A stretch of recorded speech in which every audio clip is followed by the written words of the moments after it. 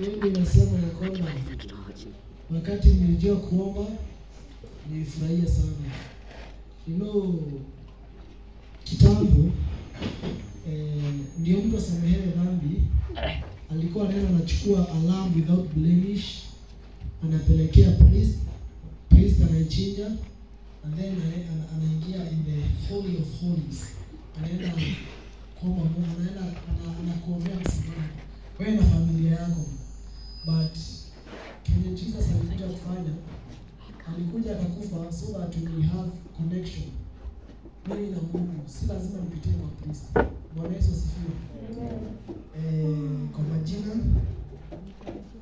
wengi wanitaka Maishpasi. Ndio Maishpasi ama Maina.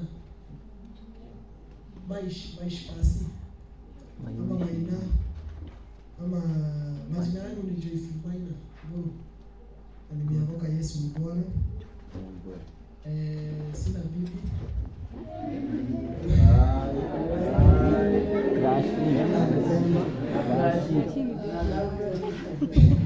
Sina bibi. Nasifikiria kupata hivi karibuni. Amen. Amen. Mimi nimetoka shule juzi, so bado ndio naanza life. Yesu asifiwe.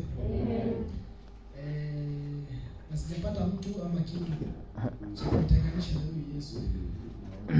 Bado niko kwa huyu Yesu, nasifikiria kumwacha.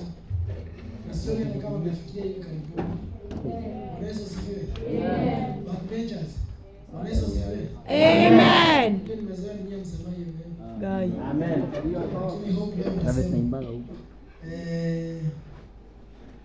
Mimi nyingine nataka kusikia. Simejitambulisha kwa sababu sina watoto, sina bibi. Lakini sasa nimetoka tu hapa hivi. Panaitwa Laikipia ama Shiraz Boys. Hapo ndio nimesoma naishi. Na namshukuru Mungu for this opportunity that amenipea. So today I'm speaking about what is the name?